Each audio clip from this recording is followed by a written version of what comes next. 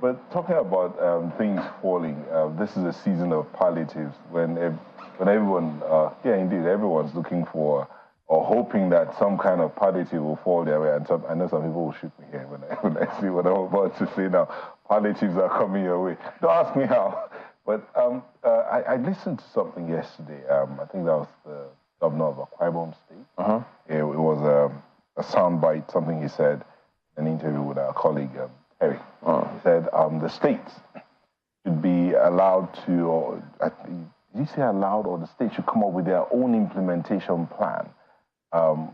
Interesting. I mean, they know what's happening there. Just like somewhere in news yesterday, there was this suggestion that DPOs be posted to their local government areas. Isn't that feeding into what they've been talking about all the while in terms of the component of having, reorganize the police force?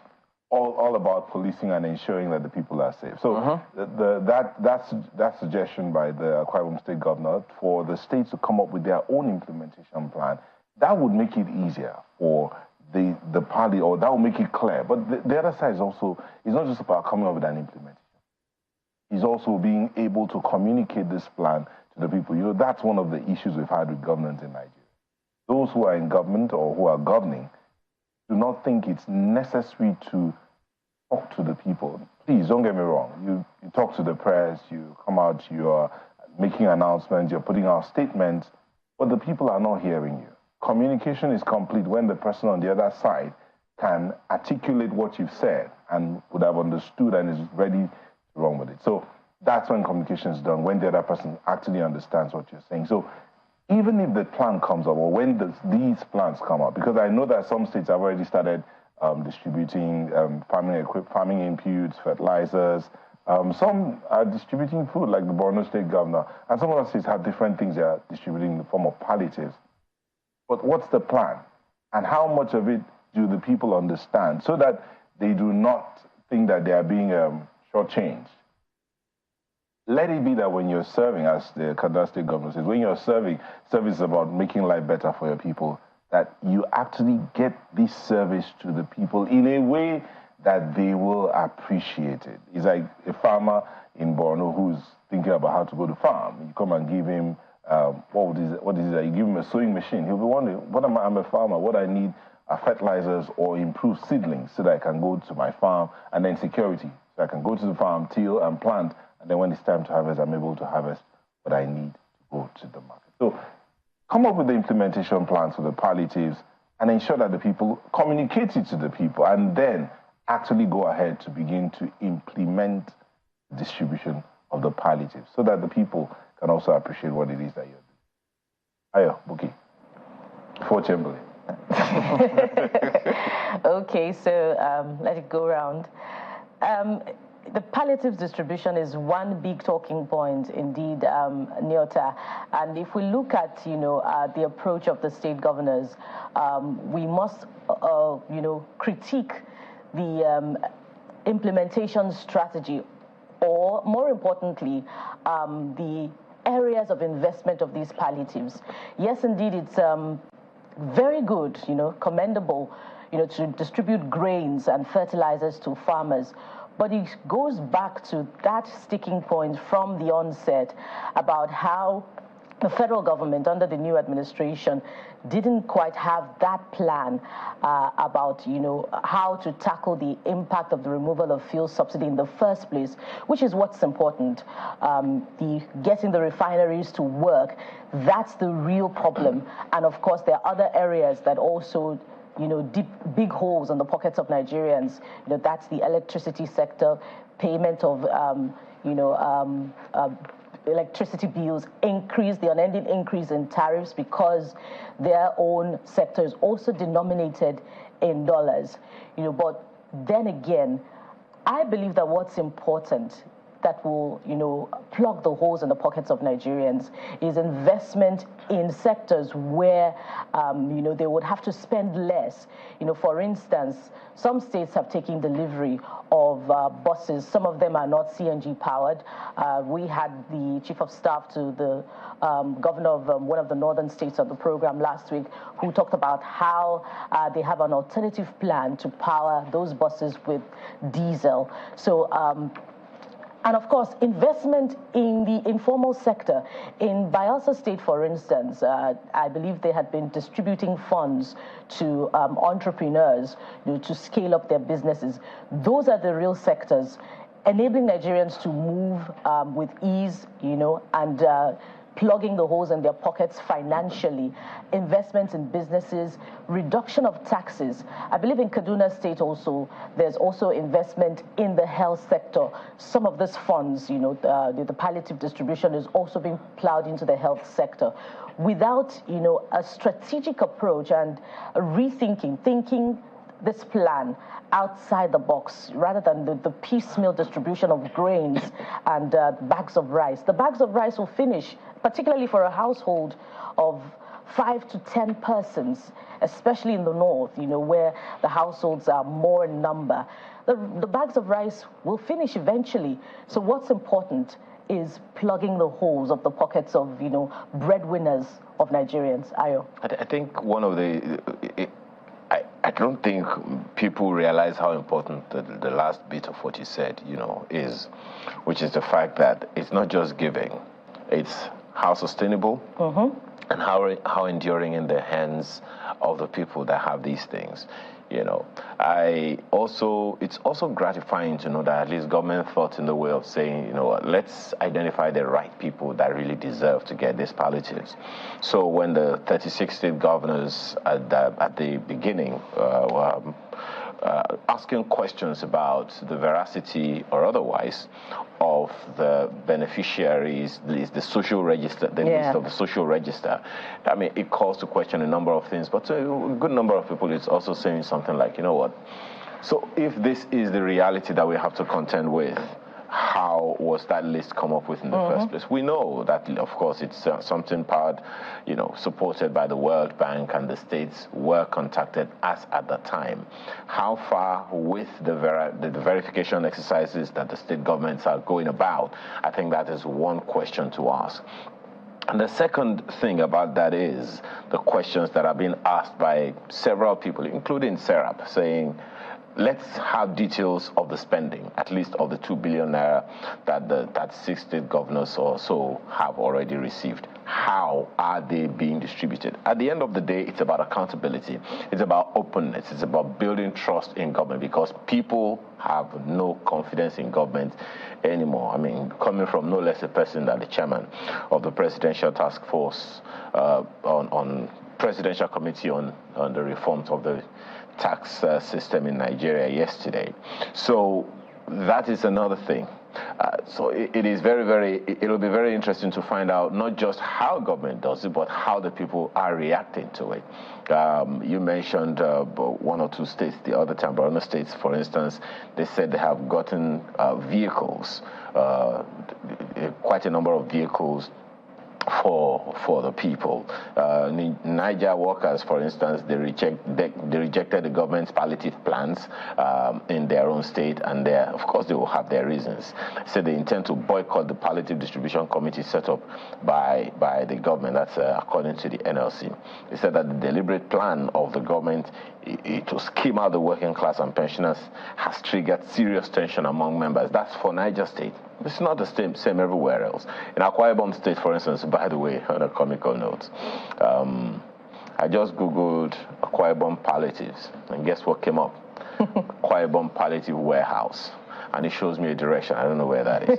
Anyway, it's very interesting that the government says that they have gazetted something in the region of 2,272 villages that they're going to visit, possibly have already visited.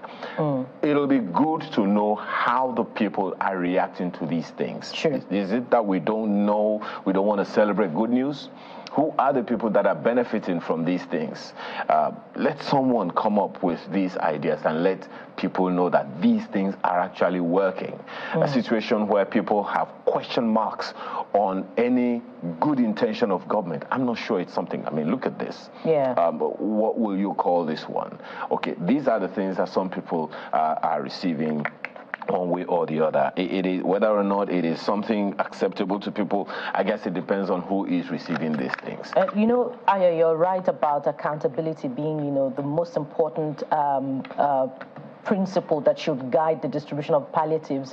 If the governors, if the states have jettisoned the social register, you know, put together by the last administration, and they're adopting another, what's the approach to distribution? And the Minister of Humanitarian Affairs had said that they're, you know, taking a second look at the register, and they're coming up with something with the states of the Federation. But the distribution of palliatives has gone on in most states of the Federation. So what are they using?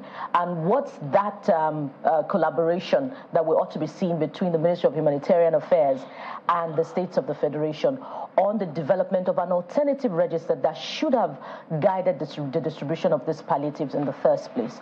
But what's the palliative distribution looking like in your state? Let us know. Share your thoughts with us. Chamberlain? It was NEC that said, well, we think this social register could not be relied upon 100%. They jettisoned it at the time. They didn't trust the process. And it went on.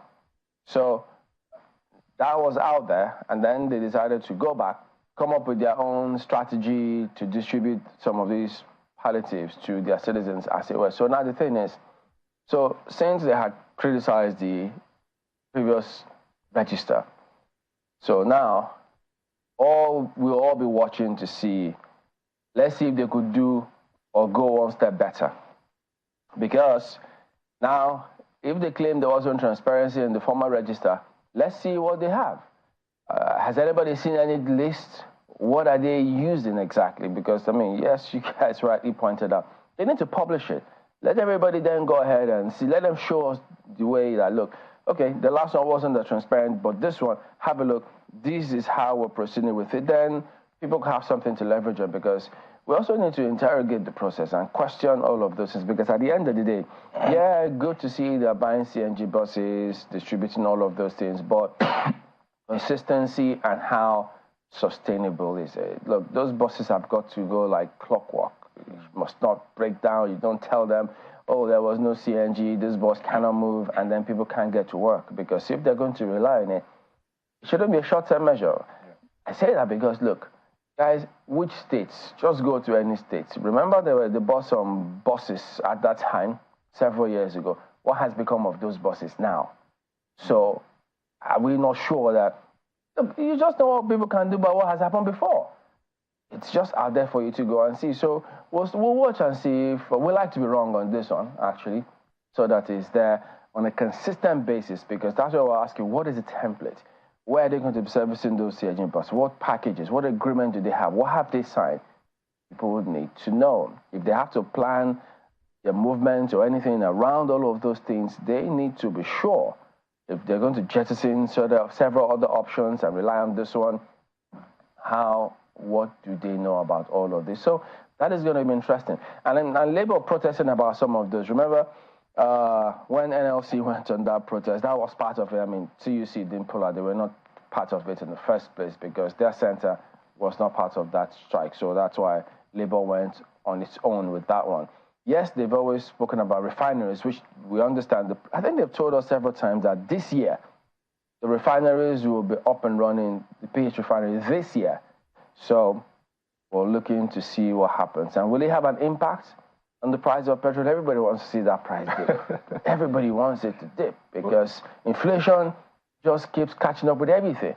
And then beyond the effects on the price of petrol is the byproducts from refining. Oh, the big question. Yeah. I mean, I remember that. We had a guest here one time that told us that if the cost of a barrel of crude is how many dollars? About $7 or thereabout. I'm not sure what the figure is at the moment. But then he said, by the time they are done, the byproducts from that one barrel could fetch us as much as $2,000. So they should talk to us about that as well. We need to ask questions of all of these things. So nobody should pull a wool over our eyes.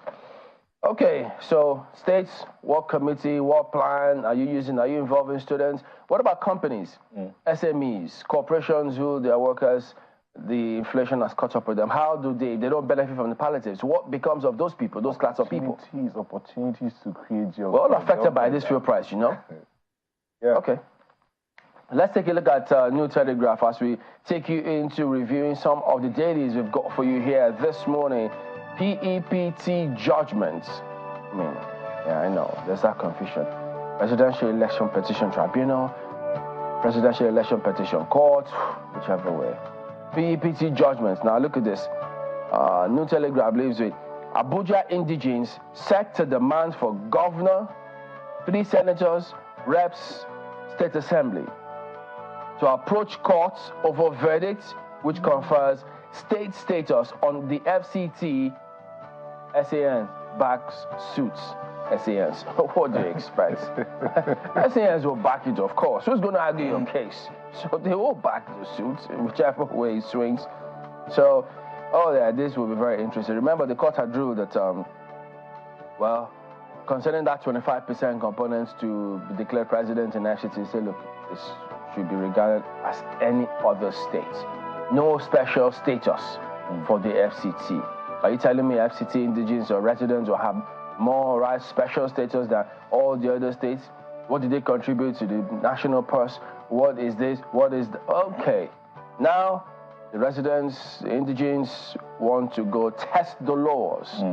So, what a scenario we've got on our hands. How will it play out? Are we going to see some surprises like we've seen in some court judgments? I mean, I see a lot of work for our courts coming up and the National Assembly.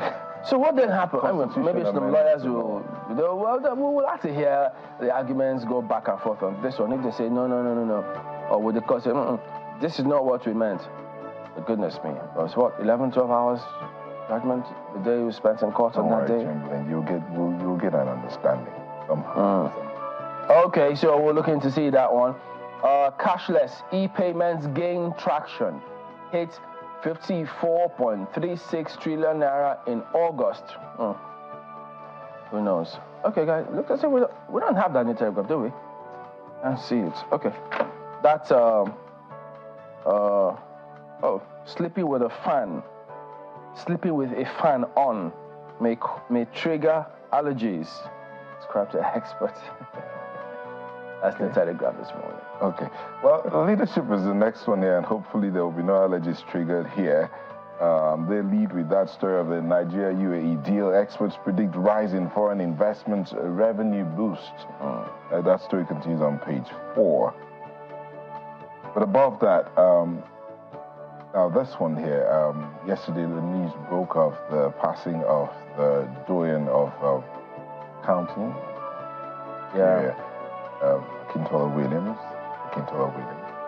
and so many things just coming up about the things he started. For instance, he brought Lions Club into Nigeria, the humanitarian organizations and all of that. But hey, God rest his soul. Let's see here. So, Sanwo-Olu Abiodun Obasanjo orders mourn. That's on page 4, and above that, Zenith Bank, brother. 11 died. This is not good. This is in Adama. 11 died, 10 missing in another Adama boat mishap. That's on page 6. So let's look at, if we're going to use the waterways for transportation, there are certain things that need to be in place. Life jackets. You need to set up a Coast Guard, something to just ensure that those who are moving on the waterways are somewhat like monitored, and there will be quick response time to any mishap whatsoever on the waterways. Then page 15 has a story, insecurity, IGP reviews firearms licensing regulations. That's on page 15. They did not talk about when Nigerians are allowed to carry weapons, what will be the guidelines around it, and all of that. So some do already. It's just illegal.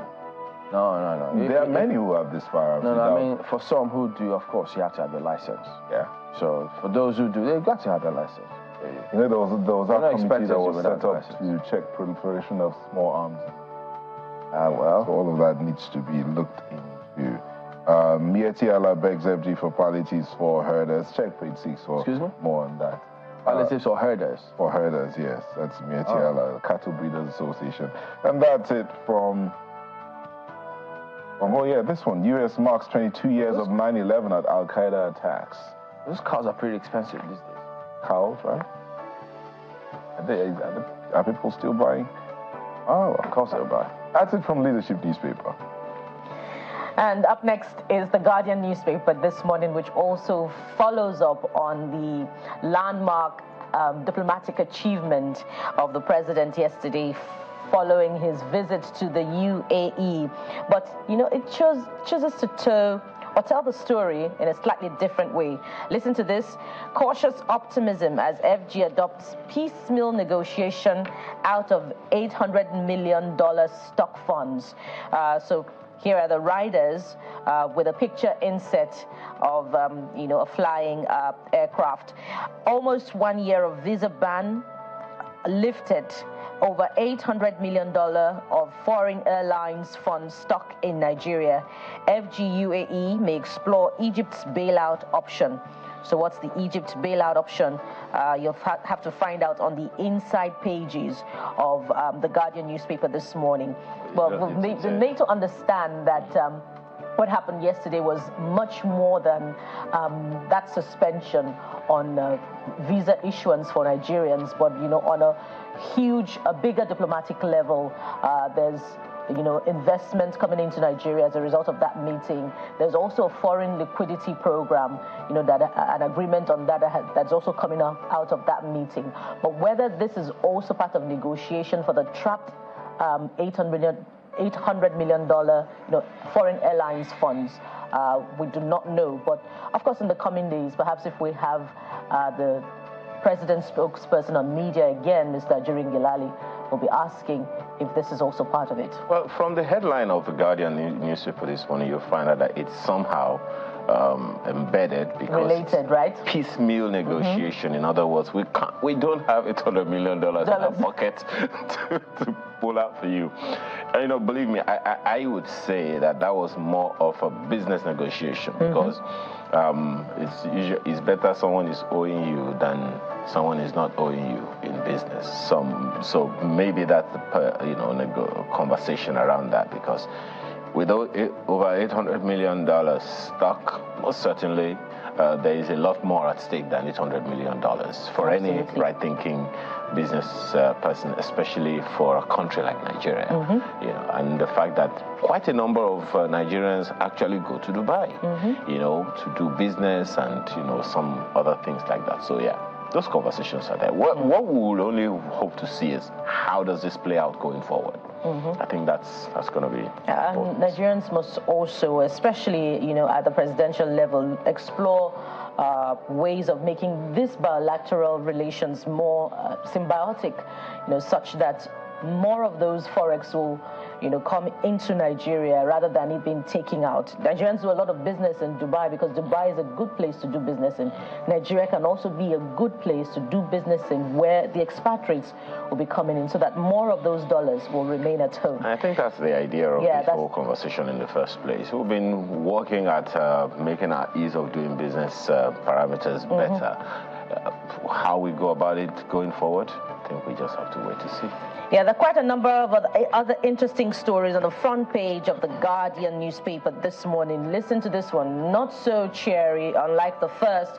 Nigeria's microfinance banking dream on brink of failure. So what's happening to that sector? What is it? The small, medium businesses that have refused to pay up their loans? What's happening to the management of banking in that sector? Why has it not stood the test of time? We need certain parameters including what I call business education and the discipline and prudence of our people. It's in terms of doing business. Remember People's Bank? People's Bank went under because we were unable as a people to sustain it. I won't put it in the hands of the management. I'll put it in the hands of the people who collected loans and did not pay back. Microfinance banks, also were quite something, in the 90s and even in the early 2000s and also. Some of them are still existent, but the issues that are being raised here by the Guardian newspaper, definitely something worth looking at. Interesting. Perhaps in the future, that's if it's not already been incorporated into the leadership system of microfinance banking. But if it hasn't, business education should be incorporated. A very good point there. This is also just as important. 78,000 Nigerians die yearly from cancer. That's also on the inside pages, page 5. So what's happening there? Is it lifestyle, or is it, something to do with the environment? Something for us to reflect on this morning as we leave it there for the Guardian newspaper. Business Day is next, and talking about business, the lead story is rather interesting. U.S. visa denials squeeze Nigerian students. What does that mean? This rather gives a hint. Nigerian students hit 30-year high in 2022. That story is attributed to the U.S. Embassy. You find the details continue on the inside pages. Then there's another story, other stories right on the front page there beside that main story. Clearing FX backlog to restore investor confidence and Naira stability. It's a story you definitely want to give a bit more attention. Tinubu's visit, UAE lifts travel ban on Nigeria, among other stories you'll find quite interesting right there on the front page. That's the Business Day newspaper today. Okay, quite interesting scenarios there in terms of this cancer scenario. Yeah, lifestyle, yes, the environment, yes, the food regulation. People don't even know what they consume. Many outlets there, be it supermarkets or pharmacies, they have expired products. People buy these things, they don't even come down to check. Bodies that are supposed to check, some slap, kick back, a lot just goes on. Just go to any shelf, walk into any shelf, and you see. And then when you see them, they start begging you, oh, please. It's not about begging, no. You're playing with people, because when you walk out there, they sell it to the very next person. So these things, there's just a lot. And it's, yeah, of course, it's tough in society. They don't give you any chance to go do certain things. But you know what they say, even if you have those traits or genes or your lifestyle triggers it. So people need to pay attention to their health. Okay, take a look at Vanguard newspaper. Federalism at grassroots. 17 states run 323 local government areas with caretaker committees. Can you beat that?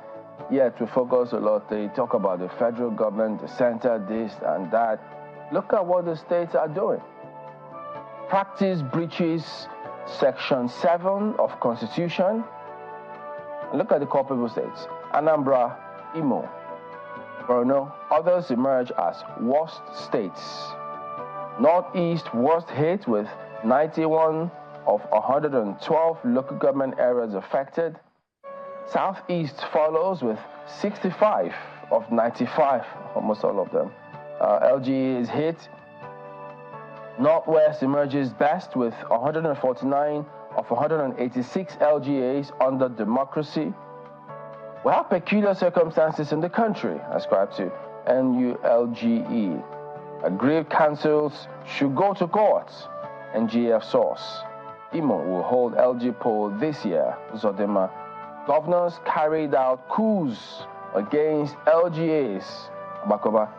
Democracy not working at LGAs. Akane. So it goes back to the state. So as much as they could shout in terms of what's going on at the federal government level, we need to pay a lot more attention to how are the governors running the states. So do they constitute themselves as emperors in those states? Do they allow for democracy? Do they allow free press? Do they allow questions? Or do they allow residents in their states breathe? Yeah, because it's not enough for us to talk about the federal. We need to look at what's going on with the states too and call them out where you need to. Doesn't matter who's Oxygo, whoever they feel, whether they feel you support them or not. Look, the right things have got to be done in the country, period. Expelling Wike from PDP, a task that must be done. Atiku scamp. And then funding, FG will grant varsities full autonomy. Minister, okay. So, brain drain, some departments in teaching hospitals shutting down. MD Khan raises alarm. So that's a lot going on there, guys. Well, there you go. That ends it with a look at some of the dailies here today. We will be back in a moment. Stay on with us.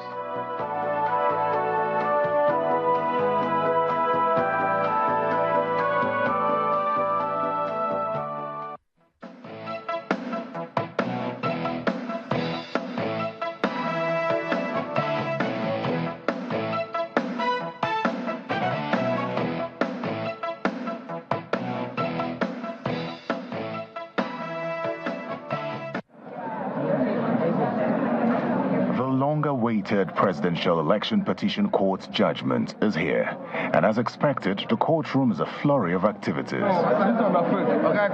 Vice President Kashim Shettima, the APC National Chairman, Mr. Abdullahi Ganduje, the Chief of Staff to the President, Mr. Femi Gbajabiamila, and the National Security Advisor, Mr. Nuhu Ribadu, are all present to witness the judgment.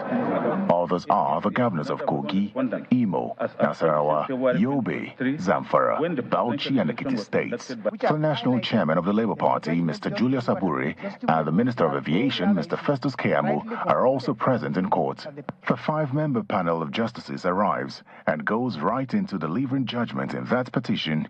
In the petition of the Allied People's Movement, APM, Chairman of the panel, Justice Haruna Samani, who read the judgment, held that the issue of membership and qualification of the APC candidates raised by the APM in its petition are pre-election matters that could only be determined by the Federal High Court. The court also upheld the preliminary objections of the respondents who challenged the competence of the suit. Justice Samani notes that since the petition centered on the qualification of President Tinubu to contest the presidential election, the APM ought to have gone to court within 14 days after Mr. Tinubu was nominated by the All Progressives Congress, APC. He also held that since the course of action bordered on a pre-election matter, the APM lacked the local standi to challenge President Tinubu's nomination, as the Supreme Court had earlier decided that the political party does not have the right to challenge a nomination that was made by another political party. Next, the panel makes a pronunciation on the petition of the Labour Party. The court held that the petitioners made generic allegations without giving specifics of allegations of complaints of particular polling units where election did not take place. Neither did they specify particulars of polling units where there were alleged complaints of irregularities. The court also stated that the petitioner failed to establish that INEC deliberately refused to promptly upload polling unit results to IREV in order to manipulate the result in favor of President Tinubu on the 25% requirement. The court held that there is no special status attached to the FCT, as it is equal to every other state in Nigeria. On the president's alleged drug trafficking conviction and the forfeiture of $460,000 in the U.S., the court held that the petitioners failed to show evidence that President Tinubu was ever convicted, and the court cited an exhibit tendered by President Tinubu's legal team, a letter written by the U.S. Embassy stating that had no criminal record in the U.S. Going by the provisions of Section 137 of the Constitution, the court held that President Tinubu is therefore not disqualified, and the issue is resolved against the petitioner. On the issue of substantial non-compliance with the provisions of the law, especially with regards to non-transmission of result sheets to IREV, the court held that there is no law that says INEC must mandatorily transfer or transmit the result of the election from the polling units electronically. The court states that the law simply empowers INEC to decide the means of collation of results and transmission of same. This issue of non-compliance is directly standing on the first ground of this petition. Thus, by paragraph 16A of the petitioner stated that the election of the second respondent is invalid by reason of non-compliance with the provisions of the Electoral Act 2022. By Section 1341B of the Electoral, non-compliance with the Act is a ground for questioning or challenging an election. Primarily, the law is well settled that the results declared by ANEC, first respondent, in an election enjoy a presumption of legality. In other words, they are prima facie correct.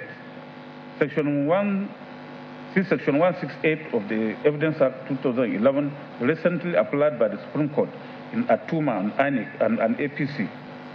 The last petition to be decided is that of the PDP and its presidential candidate.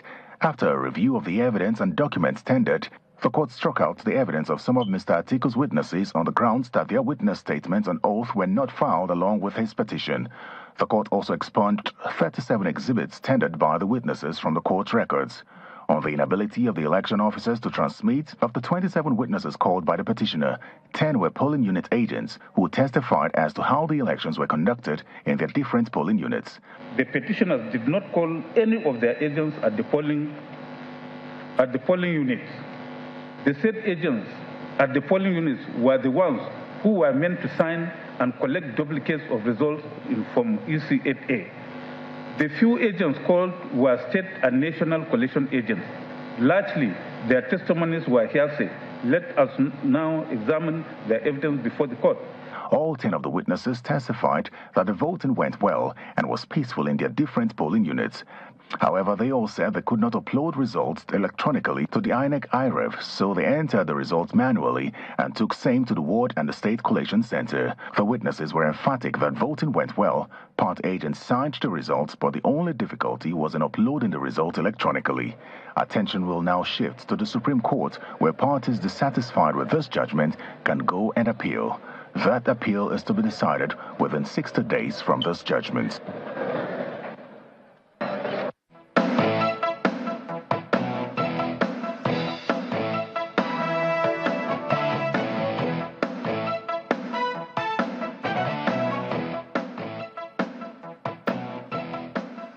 All right, welcome back. Yes, we'll be taking a look at reactions to that judgment and more here today on the program. And as you've seen there, we're joined by Professor Oke Ikechukwu, Executive Director, Development Specs Academy, as well as Laulu Akonde, former presidential aide. Gentlemen, good morning. Thank you for coming on today. Morning. Before we go into this matter, let me just, we started out talking about 5 billion received by, well, I think about 2 billion has been given to them, but 5 billion approved for palliative distribution. And we're seeing reactions across different states in terms of what's going on, is it going on properly? We also have seen Labour in Niger State protesting, saying, well, they followed the process. And the NLC also did protest. In fact, before the protest, they did say, look, we don't trust governors. They will mess up this system. So 5 billion, who knows? But now, I know that at that NEC meeting too, the governor did speak up about the National Social Register. It didn't have integrity. They couldn't utilize it. And so that gave rise to them going back to their states and coming up with a plan. So, Prof, let's start with you. What's your impression about how they're going on with this so far? They're not going on with anything so far. They've not started. I may be mistaken. 5 billion promised, 2 billion reportedly delivered. I can speak of how they're going on if there's been some element of execution, in which case some people are saying, okay, it's not going fast enough. Some people have got it, we haven't got it. Even those complaining about the governors, they might be speaking from hindsight, but the truth is that no governor has acted on it. So it's not entirely fair to presume that it will go wrong. My summary take, that palliative thing should have come probably within a week of the president's announcement. Because knowing he was going to make that announcement on the day of the inauguration, it would have been actually very exciting. Also have a template of execution almost immediately. That will have energized people. That will have given some confidence. It took long enough. They said it's 5 billion. The other issue with the 5 billion, of course, is that the states are not equal numerically. So if you talk about quantitative equality, because it's quantities here we're talking about, not quality, a state with, let's assume there's a state with 3 million population, another one with 8 million, I give both by 5 billion. You can see what the implications are. So those are details, tactical details that probably, or logistical details that could have been better thought out. But the important thing is people need to see the effect. Labour, Nigel, the people who are protesting, I hope they don't collapse out of hunger because it's been how many months? It's impacting national productivity. A lot of people can't go to work. Transport fares have gone up, but income has not. This is a time of paying school fees. A lot of people are sweating. But we have seen some states, I mean, they usually have this, quote, fanfare, for want of words, and with the distribution. And sometimes they have, it's in the public glare. Yeah. What they say is distribution of palliatives. Can that pass for it? Oh, it can, but whether it is another matter, because from experience, and I'm talking about hands-on experience in at least 4 different instances in the past, whether it was NDE, whether it was UWIN, etc., where the beneficiaries sign up for X and get Y. But the important thing is that they get something. At the state level, it's all contrived, but the issues are on the table. The issues on the table are 3. The impact of the subsidy removal is terrible on a lot of people. Government has not been totally insensitive to the extent that it's even made that provision. What needs to happen is that whatever is going to get to the people, despite the fact that it will have short-term benefit, let it get to them as quickly as possible. That's what needs to happen. Well, I mean, just to back up what Prof has said, I think we have to have a serious discussion about how to deliver what it is that government has for the people. That's a very big problem there. First of all, there is this massive distrust between government and the people generally, and especially when it regards what it is that government is, offering to people, whether in terms of, social services, even as an example. And that is why the discussion around whether it is 5 billion, is 2 billion, it's an important discussion, but, often the people don't get the maximum impact of whatever it is that is sent to them. That's the first thing. And then secondly, I think our political leaders also need to be taken through a much rigorous accountability process. And I'm not quite sure what has to happen, for us to get to that point. These are political leaders. They derive their legitimacy from the people. And so there should be a way in which they can be held accountable for whether they deliver or they don't deliver. I mean, look, for instance, what is going on. So like Prof said, there's a lot of hardship, especially look at transportation. The rates have gone gone so much up. Mm-hmm. And it will seem as if, we should have the buses here now. The president made the announcement on May 29. Today is September 12. Roughly, I think we have about 3 months already. Where are the buses? It's only Borno State. Governor Zulum, who I saw yesterday, has been able to get about maybe 700. Adama also did something. So I mean, that kind of palliative would have actually impacted. Bring the buses. At least let's make sure that we solve the problem of transportation. And then in terms of feeding, if I may come here, Adama also did something, and they bought their own buses from locally made buses. Yeah, that's in Adama State. Yeah. But now, there are some who will be wondering, where are you coming from? You're practically part of this government, so to speak. So he's part of the government. I mean, he's of the APC, from APC to APC. So one will say, Laulu, where are you coming from? You're talking about holding the government accountable. Yes, the president made that declaration. There are state governments, and many of them are of your party.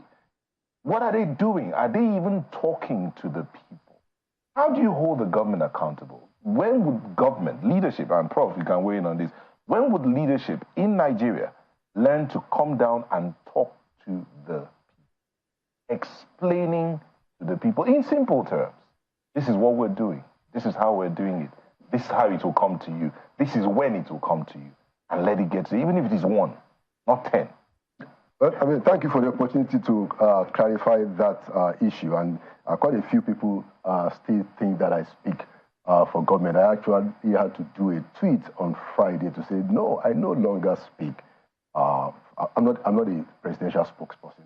I'm not currently a member of the government. Yes, I have my inclination towards progressive politics, you know, and I'm not going to deny that. But currently, I'm just an ordinary citizen who also has a voice and who will certainly continue to engage on the issues. Because, look, the bigger issue is that we have to find a way, even whether we are in government or we are outside government, our voices about accountability must be very, very pitched. It must be pitched very high, because it would take the people, all of us, wherever we are, inside government, outside government, journalists, labor, experts, you know, people in government. It would take all of us to be on our toes. And this is a democracy. We have to hold our leaders to account. And it has to start from this kind of engagement, intellectual engagement, calling people out when they have to be called out, and bringing the issues in the open. And this is something that all Nigerians must do, which is why our point is important that, look, how do you deliver the goods? How do you create impact? Like he said, look, I mean, if what has been promised has been delivered, even by now, there would have been a little bit of relief for the people, but there's still a lot of hardship. And we know that government has, the president says all of the right things, but it's important for the president, and I made this point the last time, that there must be an effective coordination of whatever it is that is happening, almost on a daily basis, and putting the ministers on the ball that what is going on here. There must be that kind of, and the country should see it. We should, just like you said, I mean, the people who are in government should, on a continuous basis, open up the process so that people will know at least what is being done. Well, you know, I think Laolu spoke about the leaders deriving legitimacy from the people. My take is that is only partly true. Most of them, if the news out there is correct, derive their legitimacy from their pocket. If I spend money in order to get into public office, I've already settled the people up front. It doesn't matter what I do. And that's what we're witnessing in many places. So the crisis of legitimacy is part of the problem on the table. The expectation and assumption that people in office, they're just there to make sure that Nigerians are happy. If I set out to go to the National Assembly in order to get rich, or as a governor, and look at the amount I spent to get the form, look at my salary for 5 years, it probably wouldn't cover that. You must know that I have other things in mind.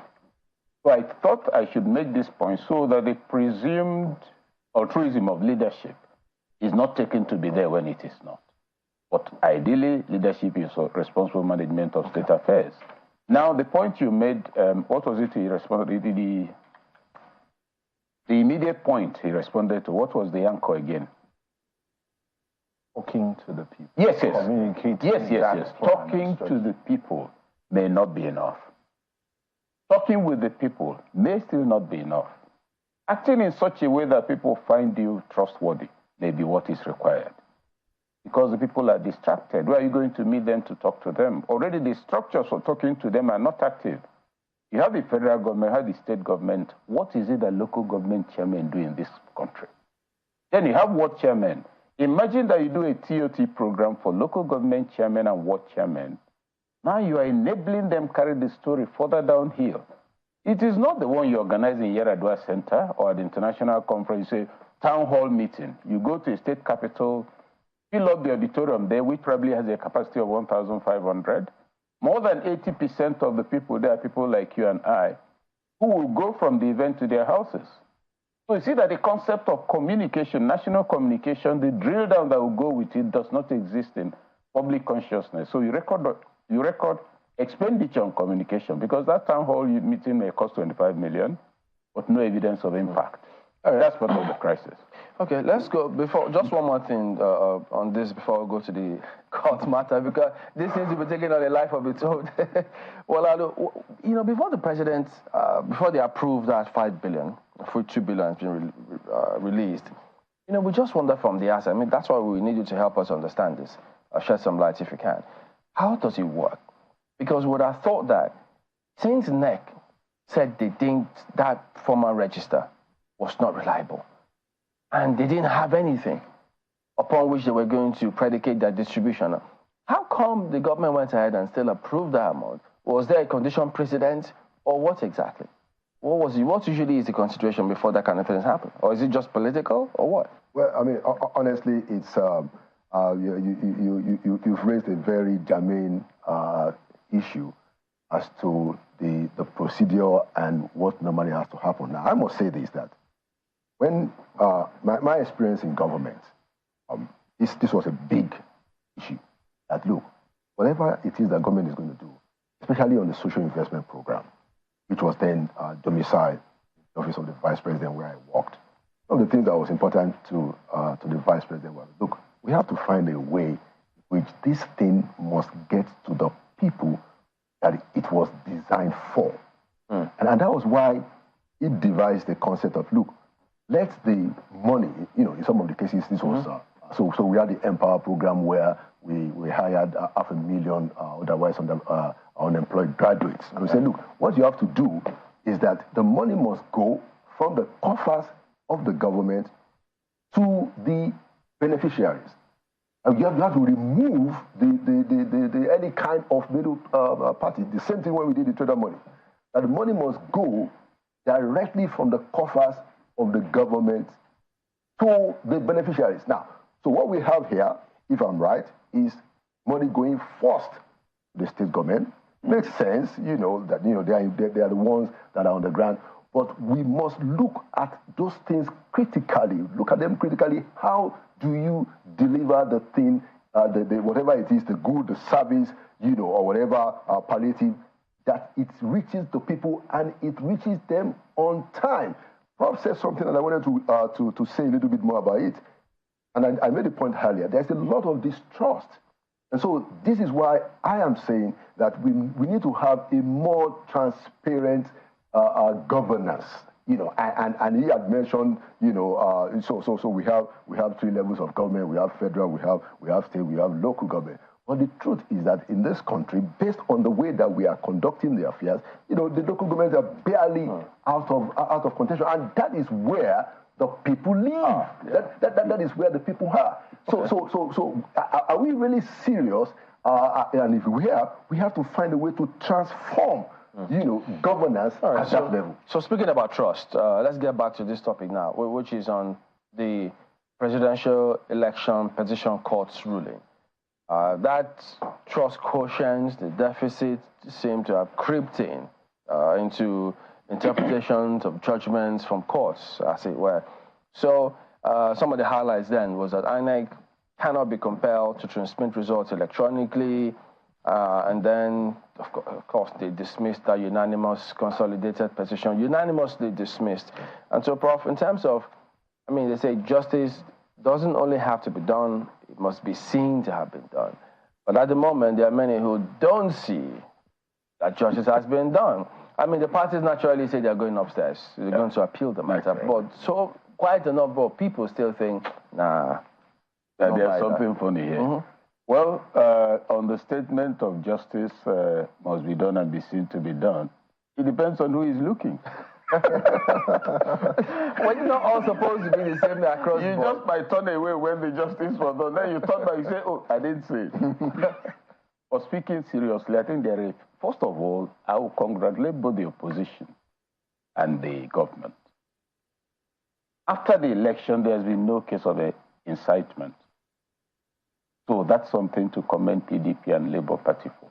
There's also been no offensive triumphalism from the ruling government. That's also something to commend them for. But beyond all of that, I want to establish some grounds to get to the issue you raised. If you go to court, there will be only one outcome.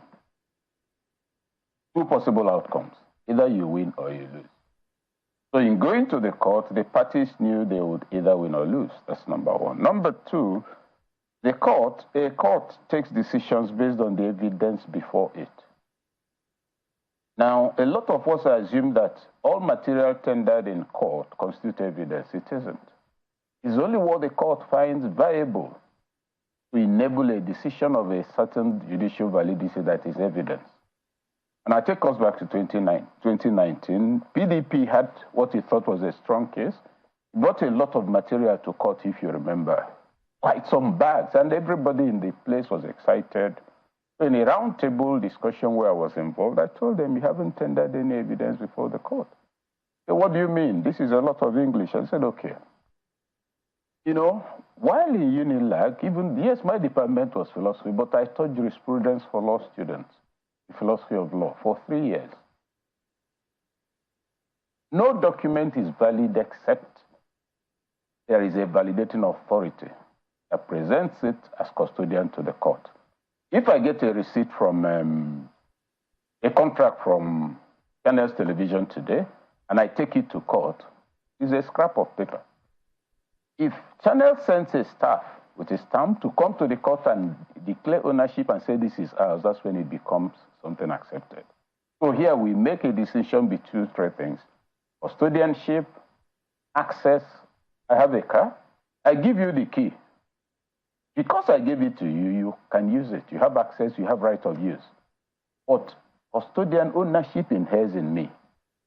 Now, if he now takes the car from you, he has possession. But because there's no connection with me, you speak of stealing. Because it's the same car I'm holding. Why am I not called a thief? Why are you not called a thief? Now you migrate it to the issues in the court. You find that some of the submissions from the parties, particularly Labour, that they say they had difficulty with, were the question of, okay, you brought this document, but who is backing it up? The elementary matter of, polling agents not being there, they signed it. Those things are there. But there are also other things not apparent in that entire thing. Because if you look at the 10 witnesses that were practically thrown out, that their entries should have come 21 days before the judgment. You ask yourself, is it true that the same court has a judgment within the last 4 months that, that goes around that and allows post-21-day submission? There is. So as it is, they'll have to take it to the next level. That's the right thing to do. It's not about name-calling or being angry. Invariably, it will be the court that will decide. Yes, a lot of people feel that already there's a presumption. There's a presumption of integrity deficit and that the likely outcome is known, but let us wait and see it. What I see is an outcome that some people are not happy about, and one that particularly the president is happy about because he said he couldn't sleep. So the process goes on. But the thing is, I think also particularly the Labour Party lawyers, they were made to look incompetent if you look at the judgment. Look extremely incompetent, but looking incompetent is different from being incompetent. There are details about the rejected 10 witnesses that they could have taken on after the judgment. By choosing to be silent, they've allowed public opinion to drown. That's the lawyers? Oh, the lawyers, yes. Because, it doesn't have to be then the party could also, because there's political engagement. Yeah. But they just went home to bed, and anybody reading it will say, these people just took Peter's money and ate. But there are things they could have said that will have aided both public understanding, judicial insight, public discourse, and some level of anticipation towards the Supreme Court judgment. This is a political case. It's not Maybe they don't want to let the cat out of the bag. There is no cat in the bag. The cat is playing in the field. A case has been decided at a law. You're going to go upstairs with it. So that decision has political components you can share in the domain, in the public domain, and you're not doing that. And everything suggests that how could you go to court if this was all there is? But it isn't, and they're not telling anybody. So they continue to look silly, with all due respect. All right, we'll go to break. Bolalu, you get your response on that matter after we return in just a moment. So don't go away.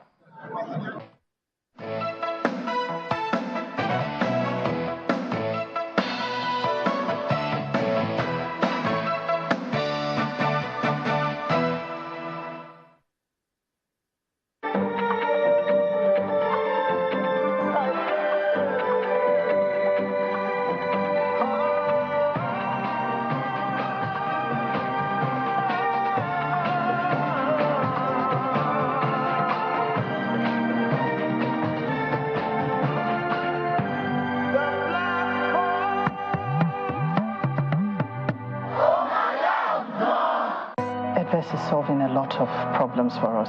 It is centralizing all the information.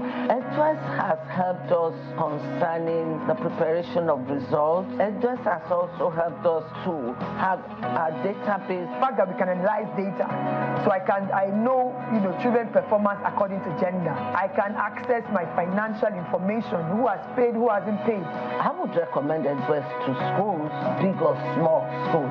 Use EDVES today. What are you waiting for? Use EDVES. Come on now. Visit www.edves.net/free demo to book a demo.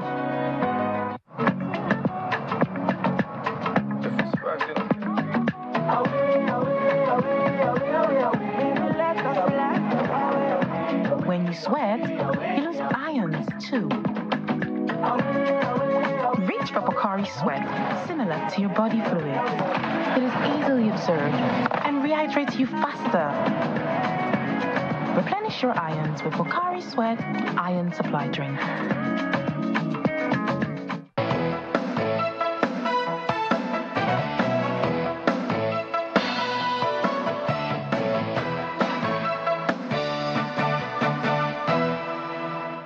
All right, so welcome back to Sunrise Ilalu. Yeah, go ahead and let's get your response on the impression that people have of the judgment. Yeah, so I think two things.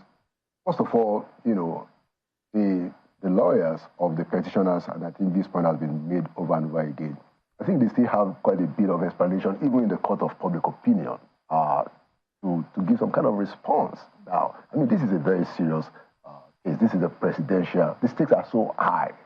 How is it that the justices said that they brought hearsay testimonies?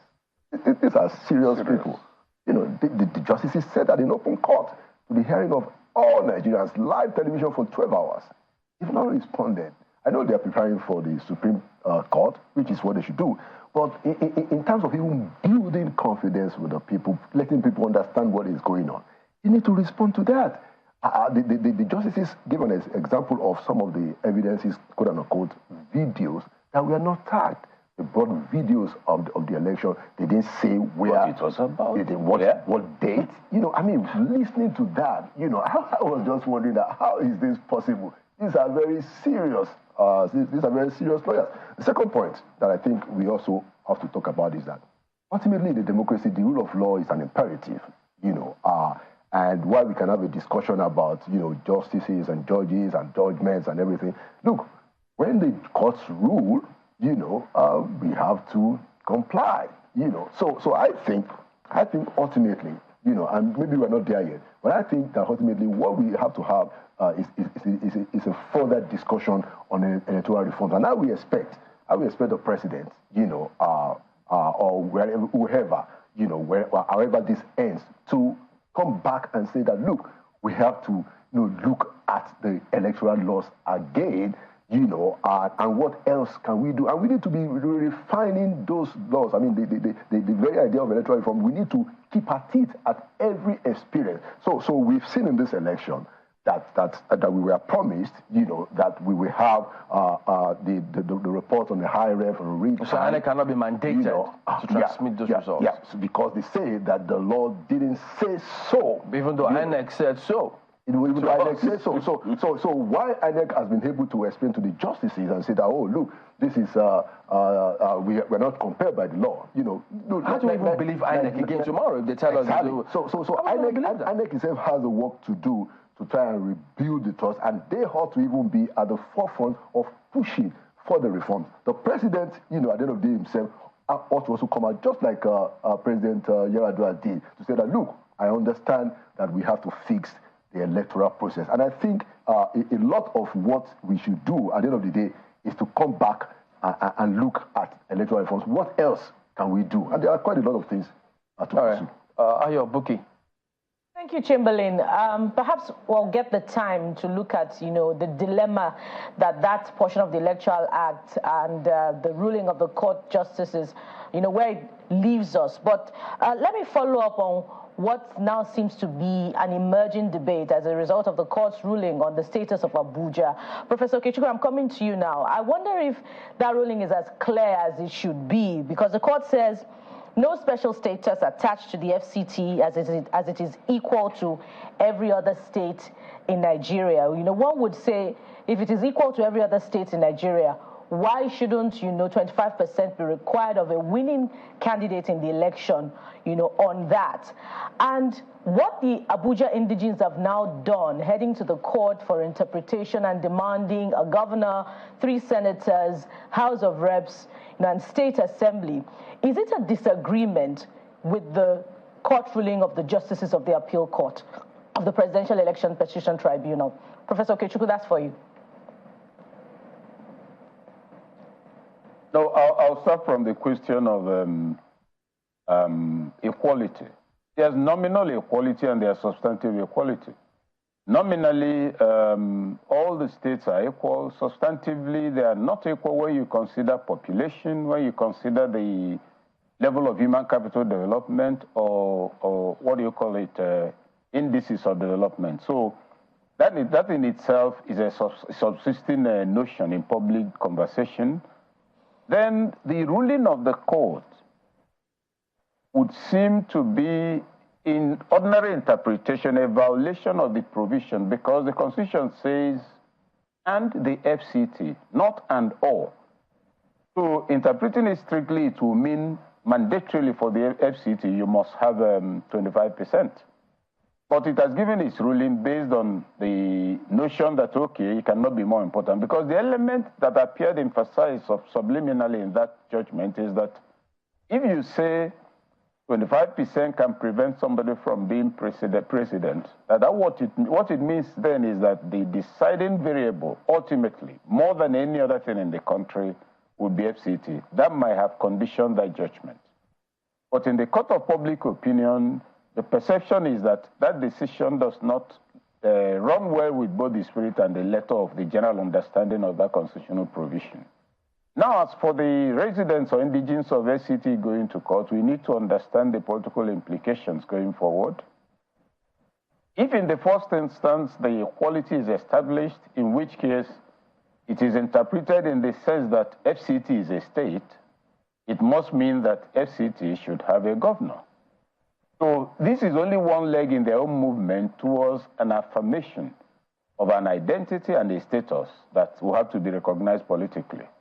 But when you also consider the history of the FCT, that it was carved out at some point, and that the area was marked out, population was taken, compensations were paid to owners of the lands, resettlements took place, and even more recently, when the Centenary City was being set up, and some people still said, oh, part of ancestral land, in conjunction with FCT and FCDA, the Centenary City authorities or managers or whatever also pay them out. So the further question that will arise is, okay, if you say you are a state and that you deserve to have a governor, and where you're living and where you're calling your place is lands that the federal government has paid for, compensated the original occupiers, we're going to make a refund in order to claim a state and then emphasizing citizenship, indigenship.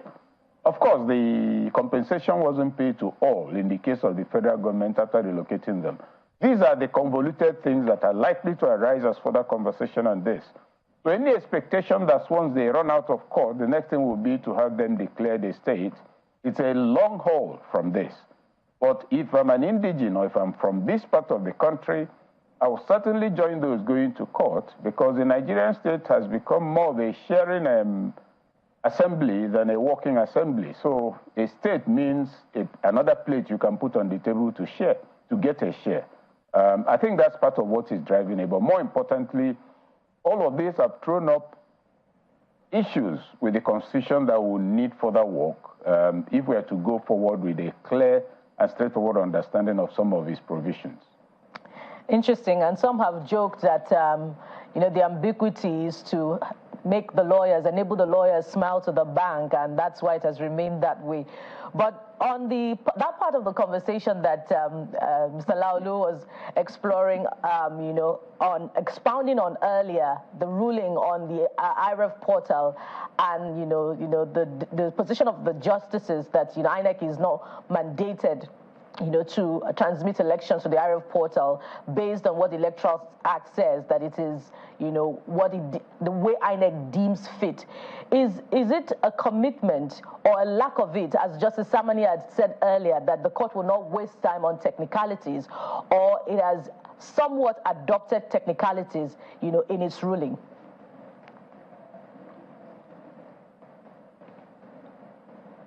Well, I'm not sure I get your drift. Can you restate the question properly? Oh. What the question is? Okay, Mr. Konde. Mr. Konde, can you hear me now? Yes. Okay, yes. Have the justices gone the way of technicalities based on that part of that ruling, contrary to the commitment made by Justice Samani ahead of the ruling that it would not waste time on technicalities?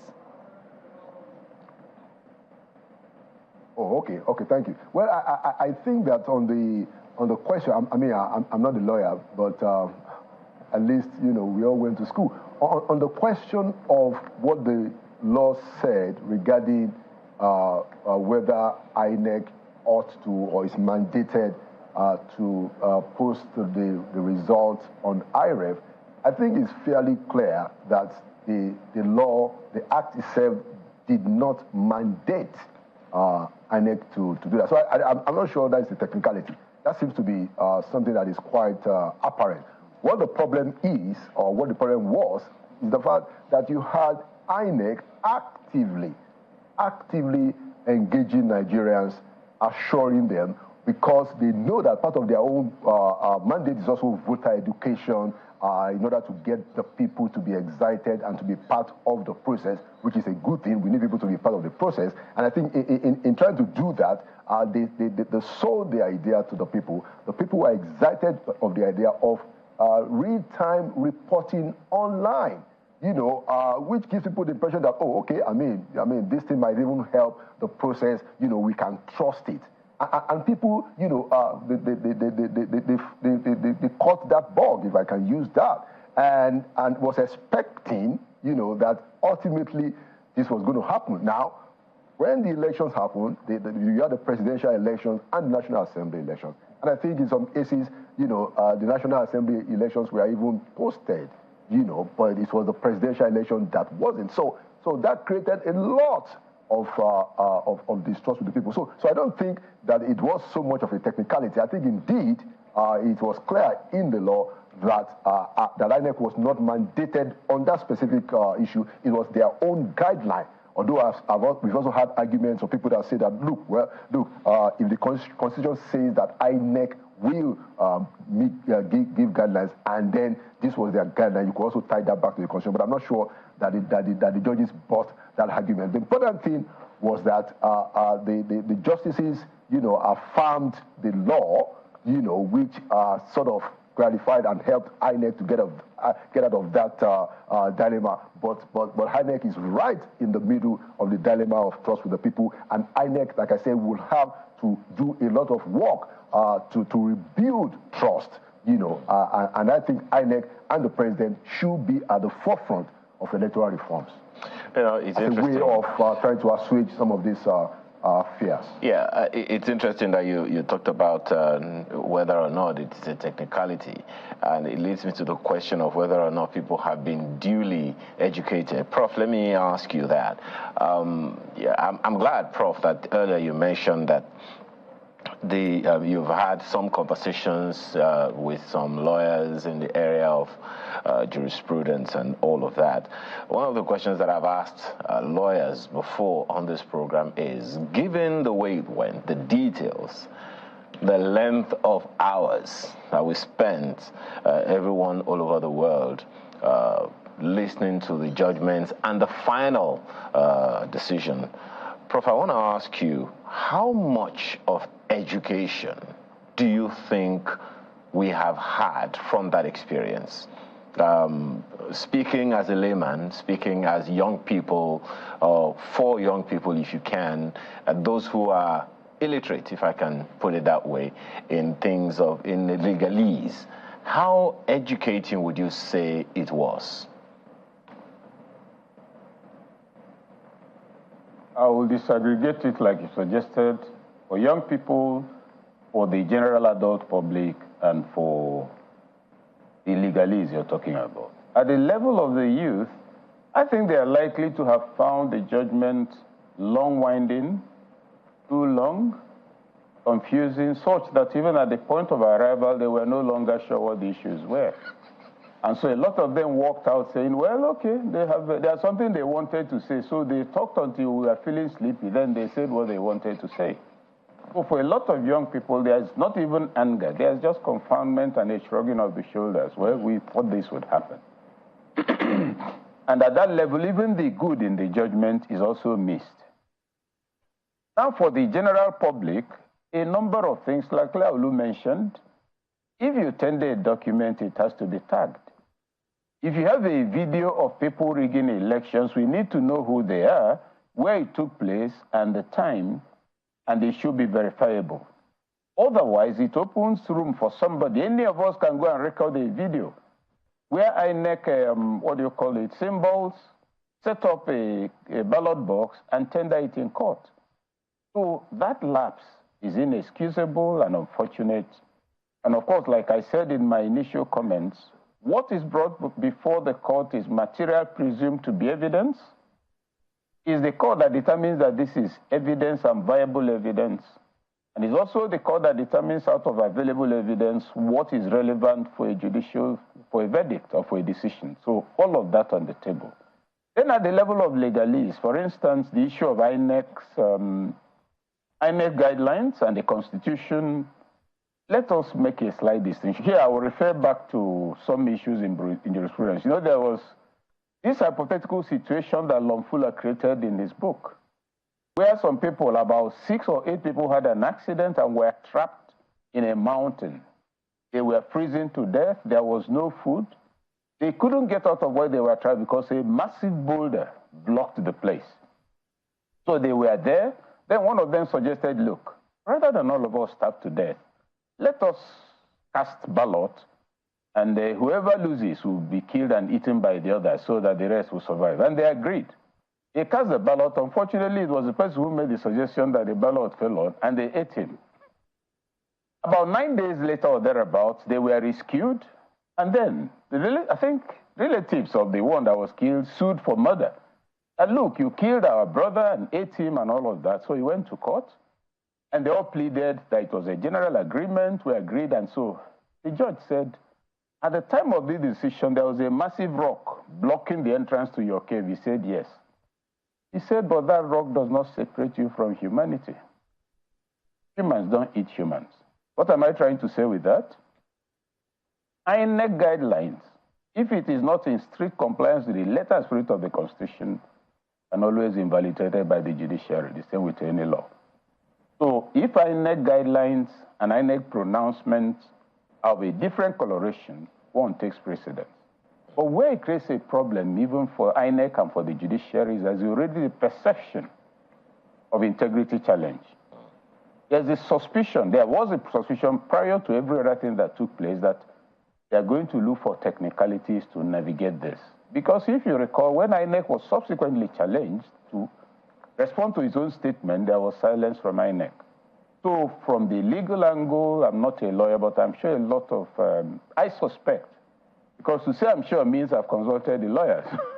I believe and suspect that a lot of lawyers will be a little uncomfortable about the judgment, the length of the judgment, the issues advanced to lead to the verdict delivered, and in some cases what appeared to be rigmarole, and ultimately the perception that this is a predetermined outcome for which they only needed to move around a lot before they get to it. But all of that is still at the level of possibilities. There's still the upper court to go to.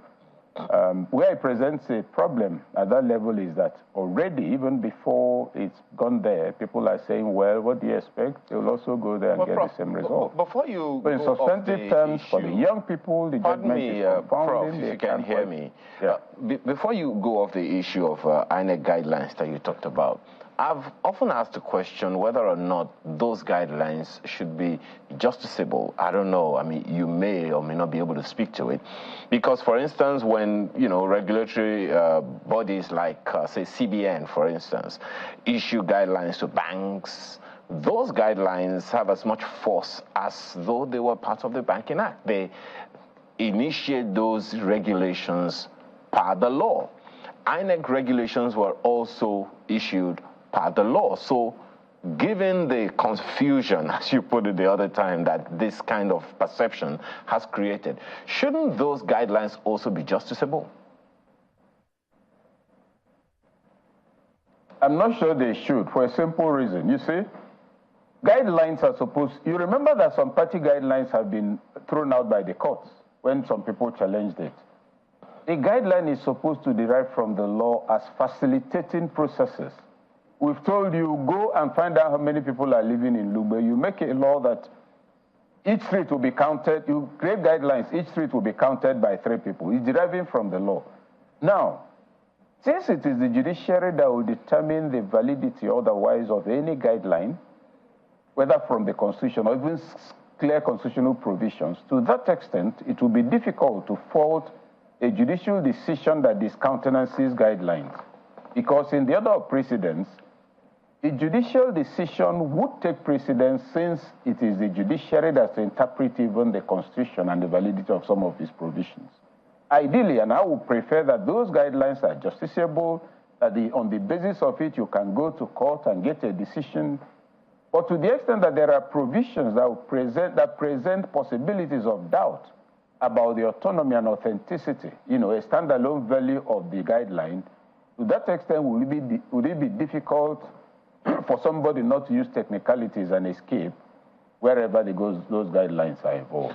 Well, talking about guidelines, Prof, I know that a number of, I'd love to take Mr. Akonde on a number of things that he had raised earlier, but talking about guidelines, Prof, the question is still for you. You are not unaware of issues being raised by some institutions of higher learning now concerning,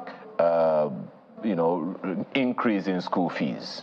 So, Prof, in terms of how those things come out, in terms of the reactions that are following those things right now, in terms of, because I saw one video, a young lady was literally crying and wailing that if these things continue this way, she may have to drop out of school, and she cannot afford to drop out of school. There is conversation around the student's loan, but whether or not that has taken off, that's another conversation altogether. And the schools put out, I think it was Unilag that put out a guideline earlier in the year, sometime in July, that there's going to be increments. What do you make of the processes, making the rounds about that one, particularly in the light of the realities that we have on our hands now, given the conversation you and my colleagues had earlier when the program began? No, every university has a right to fix its own rules in terms of fees, etc. Schools will not charge the same thing. If you don't like one school, you go to another. Now, these guidelines are also supposed to be sensitive to the realities of the operating environment, whereas the university itself also must be sensitive to its own continued survival. Now, the summary point I'm making is this. If you think a guideline or a position taken by an institution is not in order, take it to court. Now, that video, if that girl cries from now till the end of the world and probably 2 days after that, it will not impact the decision of the university.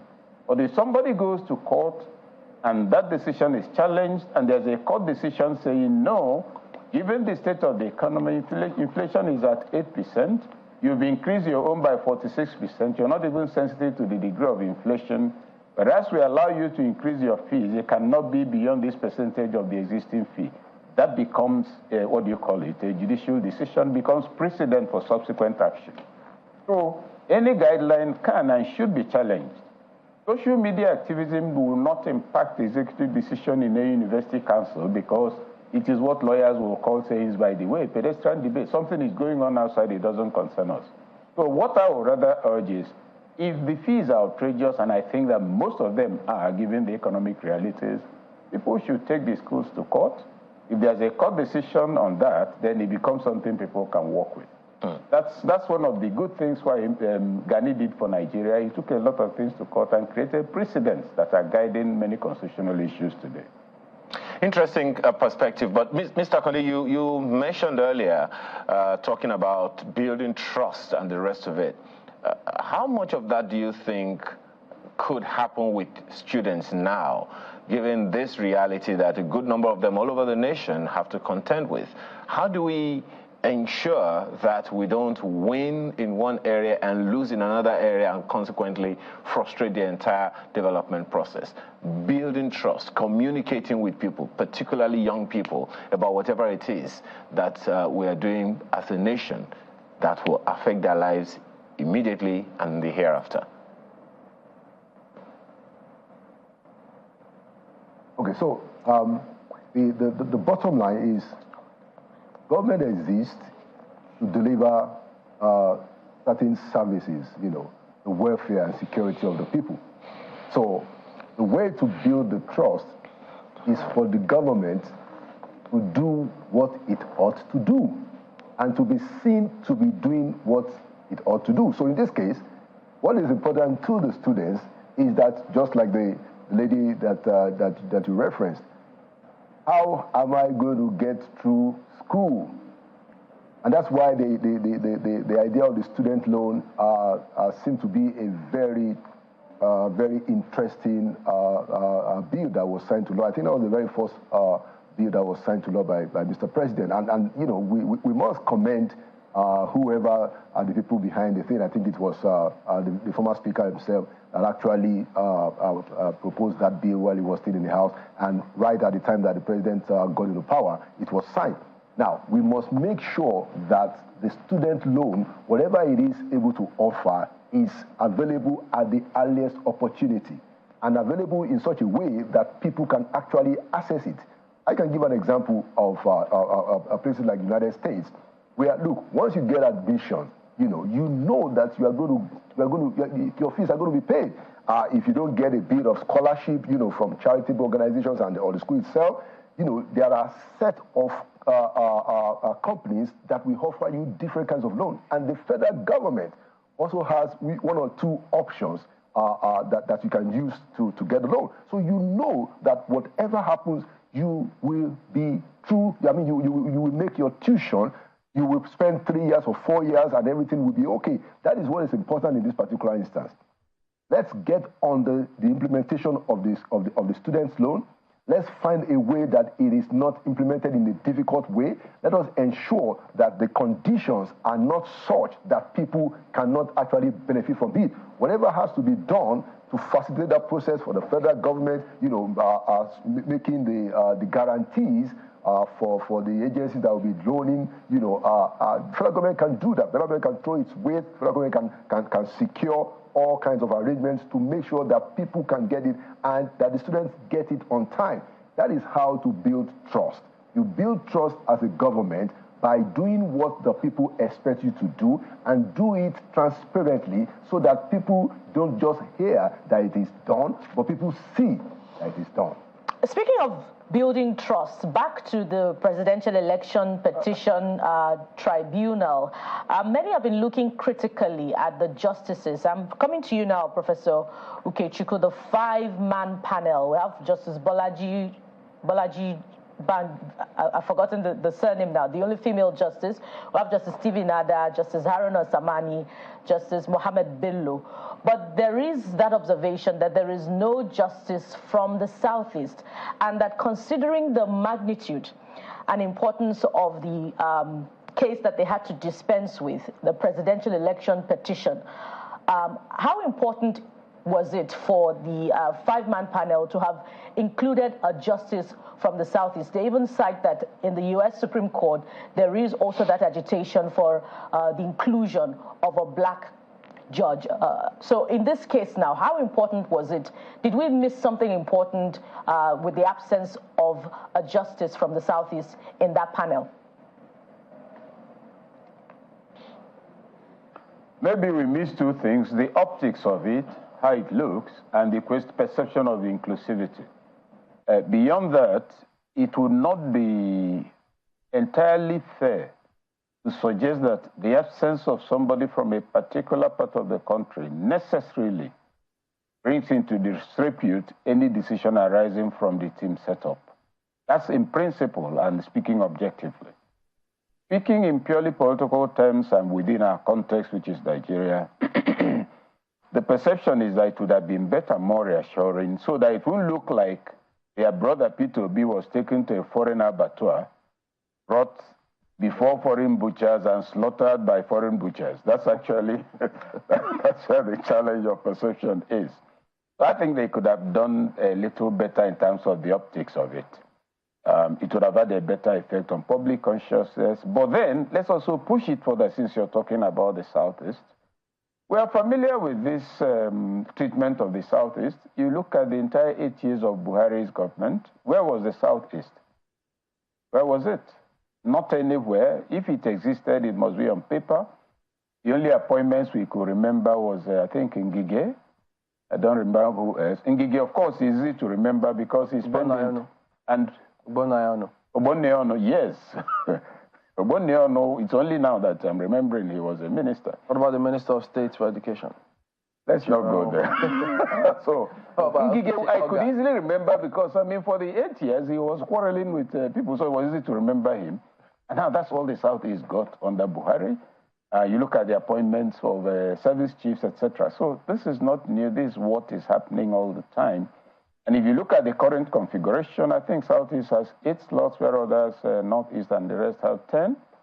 That subsists. So I believe the government should work on the optics, how things appear when we do them.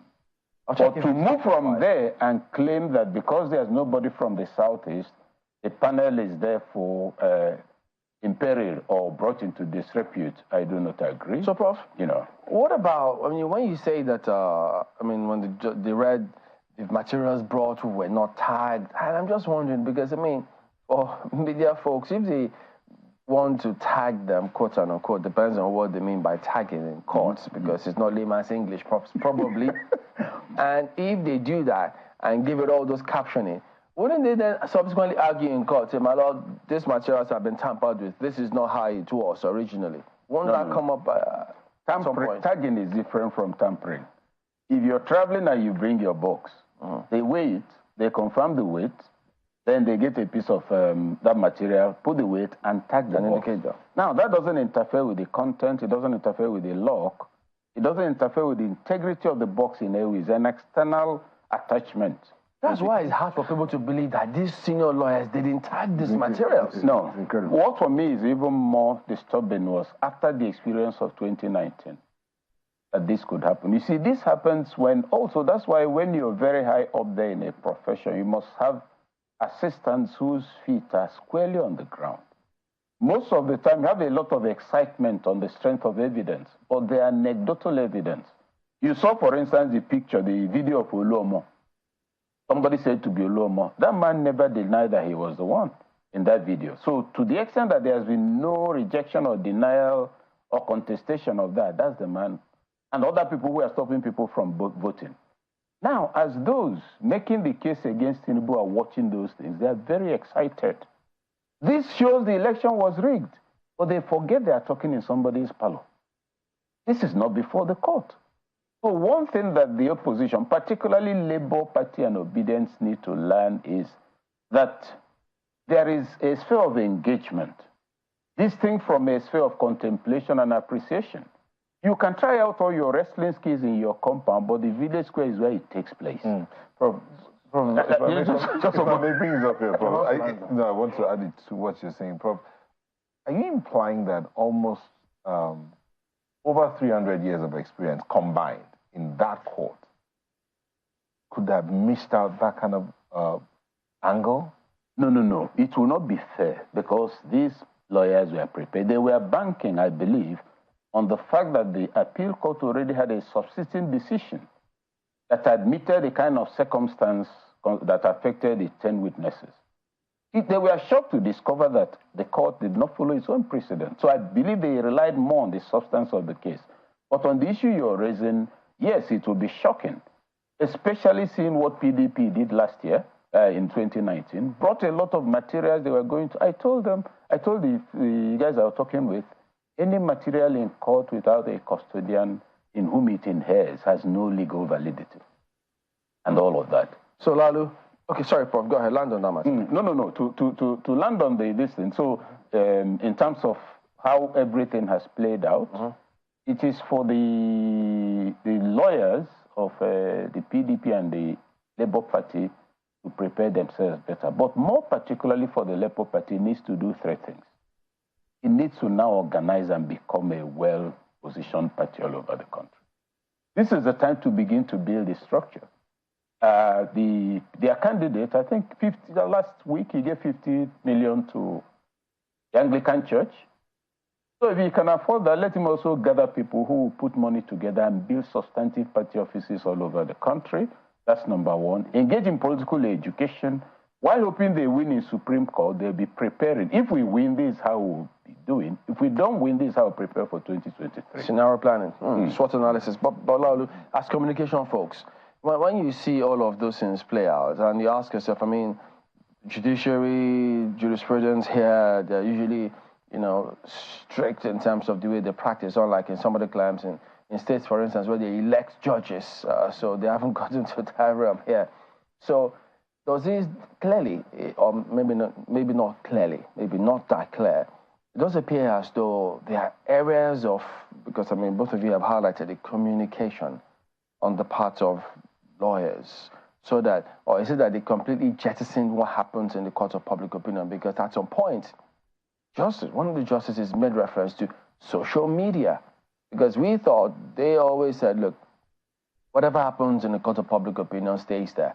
This is what is before us. We adjudicate based on that, and if you can't prove your case before us, unfortunately not. So how do you see all of that? No, I mean, I certainly believe that what happens in the public opinion does have an impact on what happens in court.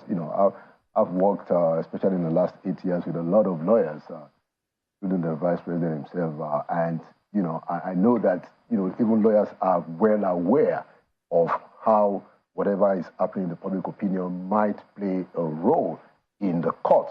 But that is where the diligence of the lawyers come to play. Now, I don't know whether people have observed, there are certain lawyers today in Nigeria that are considered to be the leading experts in electoral matters.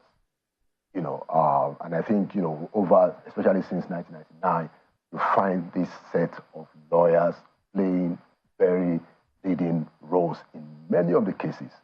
And what has happened is that the APC has managed, clearly, have managed to always ensure that those lawyers are in their corner. So that's a very subtle, significant role, in all of this, even in the way that the cases are presented in some of the dynamics that you see in the court. I mean, look at Mr. Chief Olanipekun, just brought in one witness, and got the whole thing sorted out.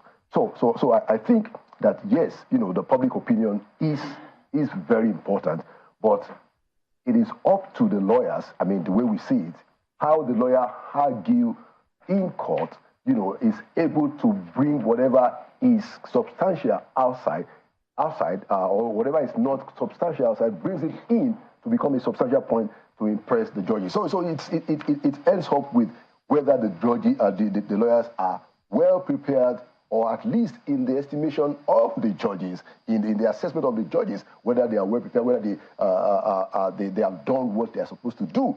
Because look, I mean, people are going to talk about those comments by the justices about the fact that, there has been lack of diligence on the part of some of the petitioners' lawyers. Yeah, but what about when the people also feel that referencing what went on with social media, as though they wanted to bully the judges, it's tantamount to some of them saying, wait a minute, is that the mindset that they have with delivery? Do they want to make a point? That's why we took that much time to explain everything in pieces. And so when you go to Supreme Court, We don't know what else you might bring. Well, I mean, actually, so that would be a psychoanalysis of how the human mind works. And I'm not going to rule that out completely. I'm not a psychologist, but I'm not going to rule that out completely, that is possible. And this is the point, that what is happening in the public place and also influence human beings. Certainly, I won't rule it out. We'll come before go, Prof. Yeah. In also speaking of it, I think there's very urgent need for lawyers, senior lawyers, experienced people in the legal profession to pay some attention to ICT. If you notice all the interrogation, presumed interrogation of those who came to make technical presentations, in one instance, I think the defense lawyer asked a question and then said, no, I'm too angry. I want anybody looking more closely gets the impression he didn't know what else to say because he wasn't familiar with the content. The judiciary, the NBA should take this as an issue that ICT literacy, cybersecurity literacy, understanding of technology in the management of social affairs and particularly elections becomes an entry education point going forward for legal practitioners in Nigeria.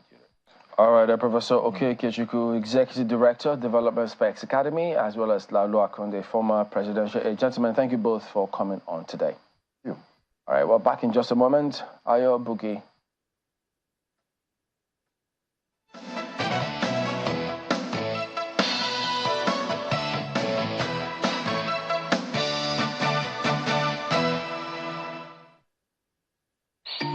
Now, let me tell you about Safari Valley Eco Resort, the first of its kind in West Africa. Upon your arrival, you are introduced to your butler, who plans your itinerary. We were surrounded by wildlife from the moment we entered the eco park. So many activities, all in the same premises. Visit the gym or the stables, they have it all. At my break, I'm able to practice my putting. We also went fishing on a man-made canal. Our tour guides taught us so much about the wildlife and how to interact with them.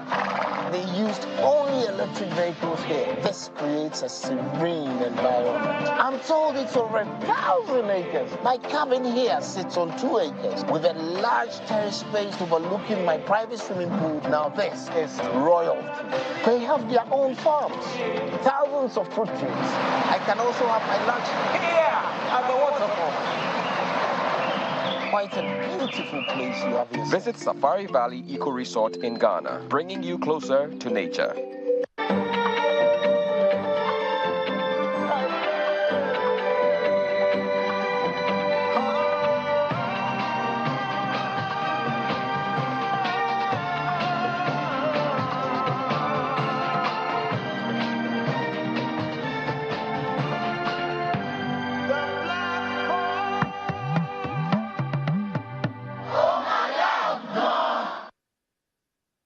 So what we've done is put in place new measures that would ensure that there is effective diligence done on the part of both sides. That's the UAE authorities as well as the Nigerian authorities in making sure that any Nigerian citizen who is seeking to travel to the UAE, for example, is being thoroughly scrutinized, not in a way that is prejudicial, not in a way that is presumptuous or negative, but in a way that ensures that well-meaning citizens, people who want to go do business, or people who want to get an education, or people who want to participate as active and productive citizens, in those domains, that they are those people. But then to add new dimensions to that relationship, a partnership that are mutually beneficial to both nations. And I think as we move forward, the details of those investments, the details of the foreign exchange liquidity program that's been jointly agreed to by both countries will become clear. And I do want to add, this was not in the statement earlier today, I want to add that there are ongoing kind of dotting the I's and crossing the T's between the respective ministers from both countries, as well as the national security advisors of both countries, as we really formalize kind of the more minute details of the agreement. But those details will be made available as soon as that's done.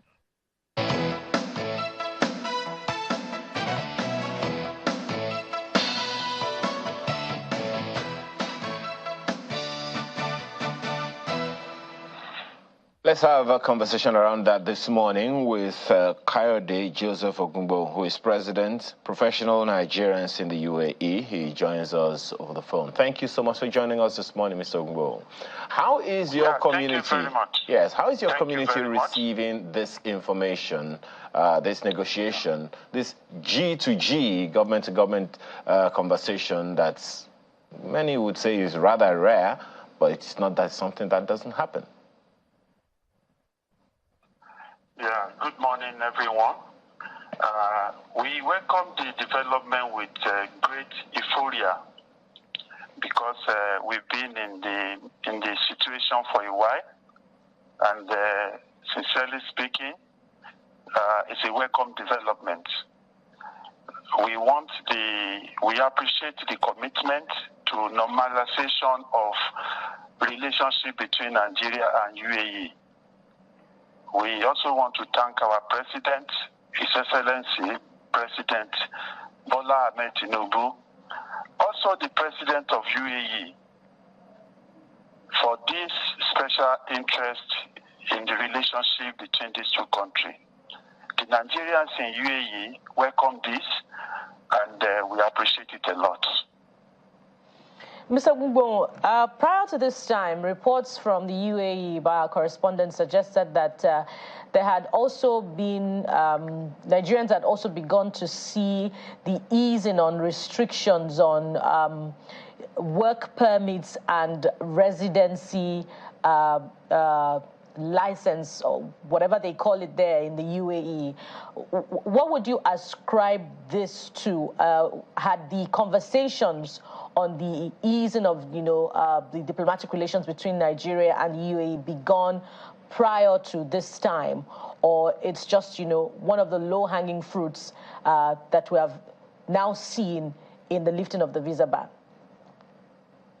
Let me first of all let you know that by the announcement from Chief Ajuri Igelali, the special advisor to the President on Media and Publicity yesterday, we want to put everything that has happened in the past behind us and focus on the progress of the future.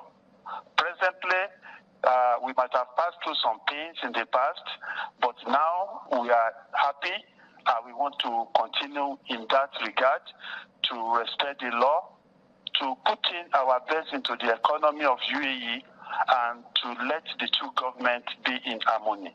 That is what we should be looking at this time.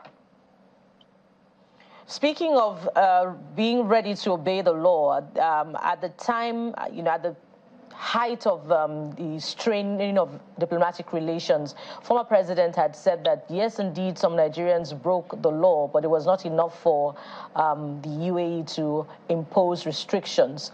How have the authorities in the country reined in on the activities of such Nigerians? Let me also inform you that UAE have a very good security architecture. And if anybody commits any crime, such person can be apprehended within a twinkle of eye. So we have the belief in UAE government in that. And whoever that decides to disobey the government law, they should be ready to face the wrath of the law. So we believe that the offense of one person will not make many people suffer anymore. So this is, as I said earlier, we are happy now. We don't want to look into this. We don't have power over this. As community here in UAE, we will continue to engage ourselves and our members to be a very good ambassador of Nigeria wherever they find themselves, not only in UAE, and to respect the law of the country. If there is commitment to normalcy of relationship between the two countries, we are sure that the collaboration will help the citizens to do well.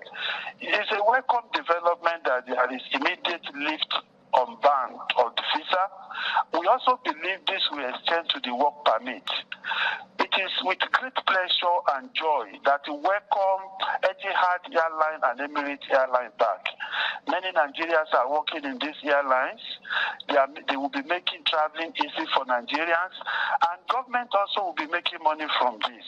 So if all this can happen and other things that will be happening between the government, Nigeria and UAE will be happy, and UAE government also will be happy. Nigeria government also will also be happy. And you had now begun to answer my initial question about the work permits. How easy is it for Nigerians now, prior to this time, to secure their work permits in the UAE? And then going forward, what does this lifting of the visa ban, what does it mean for the businesses of Nigerians and indeed, their professions of Nigerians in the UAE? The lifting of the ban is a great relief. It's going to be like a fertilizer on a desert land, because some businesses are suffering because of the ban. People are not able to come in, but now they will be able to come in. When you talk of work permit is renewed for people that are working. And there is not any official statement from UAE government up to date that there is ban on this. And with this, if people renew their work permit, and with this latest development, we believe that the new work permit also will not be any problem anymore. Why businesses will continue to thrive and be progressing with the latest development. To me and many other people, it's a welcome development, and it's going to contribute a lot to the well-being and financial strength of people of Nigeria in UAE.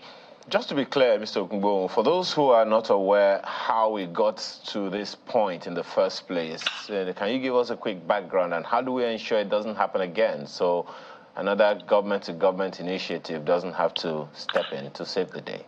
Yes, thank you very much. How we got to this place is difficult for me to explain to you through this medium. But I want to let you know that in UAE, we have United Nigeria stakeholders. We have citizens in UAE. We have pro-Nigeria in UAE. We have NIDO. We have many other groups like that connect with Nigerians in the UAE. And our connection with them is to educate ourselves on how to obey the law of our host country, how to be good ambassador of our country in a foreign land. These are the things we will be looking at. But how we got to this point, all of us know that it has not been easy since June 2021. But what we heard yesterday has taken away our nightmare, and it has given us a new dream. It goes back to the same question, Mr. Okungbo, because as you said, there are quite a number of agencies of government, representations of Nigerians in diaspora all over the place, and in the UAE, no less as well. So if we are not able to identify, how we got to this point, and we have a number of people who, with this lifting of visa ban and the rest of them now, there's going to be quite a number of people flowing into the UAE altogether, all over again. So if they don't know how easy their steps should be, there might be the challenge of them also doing the same things that brought us here in the first place. That's why I'm asking this question for those who are not aware, to be aware and be guided. Yes, I appreciate that, and I want to tell you again. According to Chief Ajuri Ngelali, he has made some explanation that the deal that the two countries reached yesterday will not just come like that. There will be some criteria maybe for visa, for employment, for businesses. Those things will be there. So, as I said, I'm not in position to say this is what happened, this is what happened. I'm not aware of many of those things. I'm only aware that since 2021 June, we are having issue with renewal of work permit, and at the time, thereafter, we heard that it has been lifted. That is all I can say about that. But I have mentioned some organizations here in UAE. They are not government organizations. They are voluntary organizations that want to be educating Nigerians coming to UAE on what to do and how to do. Very quickly. To the Nigeria Embassy and Consulate of Nigeria in Dubai, they have made some plans on the Nigerians' identity card and so many other things to connect with the grassroots in the community for us to be a law-abiding citizen. Those I know, and I know that everybody that has passed through this phase, we know the importance of freedom very quickly now, and the importance of progress. Mr. Gungbo, very quickly, these voluntary organizations and your mission to educating Nigerians, does it also incorporate into the education that all-important need, to engage with the UAE authorities such that even when Nigerians err, their rights are protected and they're not just thrown into prisons? Well, you can. It is not within the reach of the voluntary organization to do that. The Nigeria Embassy is here. The Consulate of Federal Republic of Nigeria to Dubai, another emirate, is here. If anybody has anything and they need to inform the government, they can go to the embassy. And also, the embassy has opened the register for people to register themselves in UAE.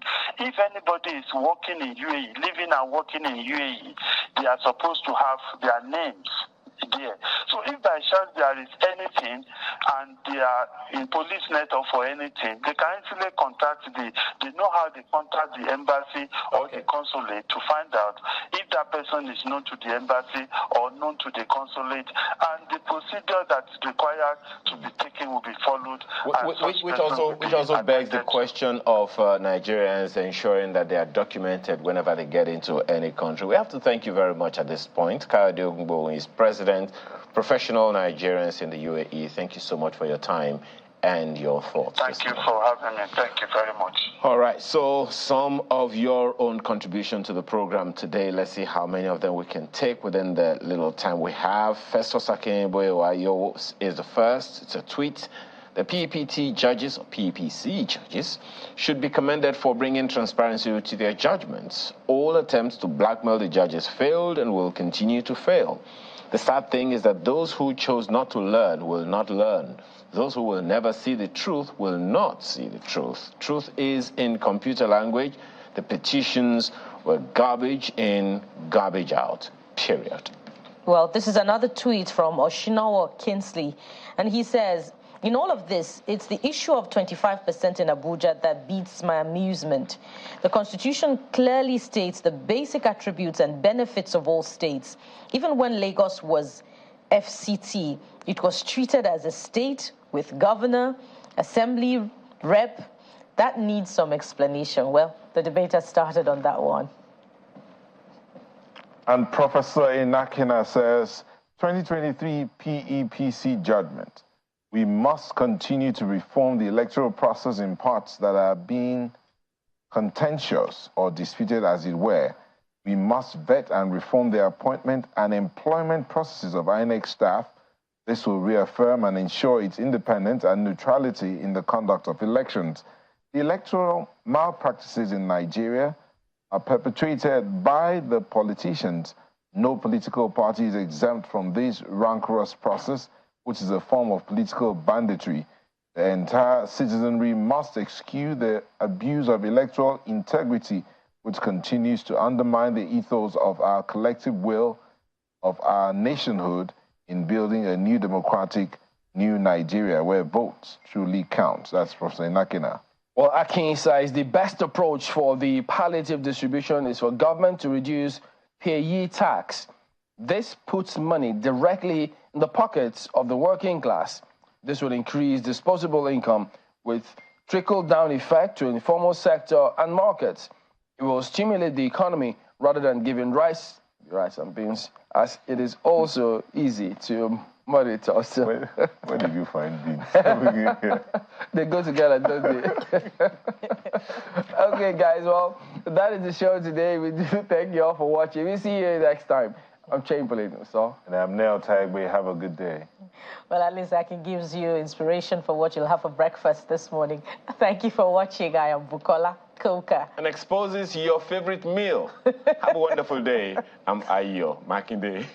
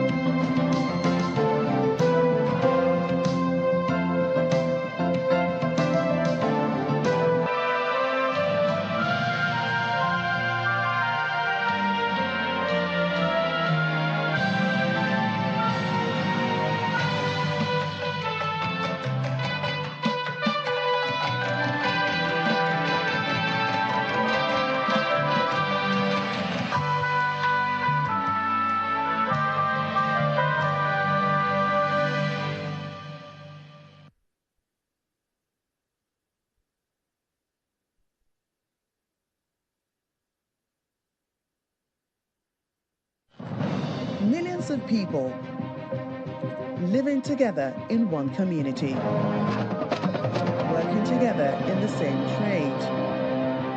We go into their midst, find out how they live and work. Oh my goodness, food business is not an easy business. I spent more than 35 years for this community.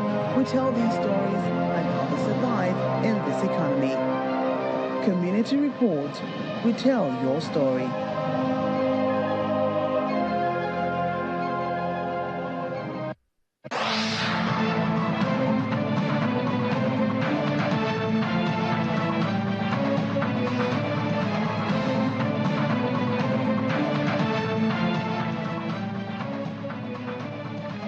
Top of the morning to you. Welcome to our special coverage of the Russian invasion of Ukraine. I'm Olumide Macaulay. The headlines. Kim Jong-un's train arrives in Russia ahead of an expected Putin meeting as the U.S. urges North Korea not to sell arms to Russia. Ukraine says it has retaken offshore drilling platforms near Crimea, plus Germany, Estonia, and Latvia signed framework purchase deal for IRIS-T air defense system.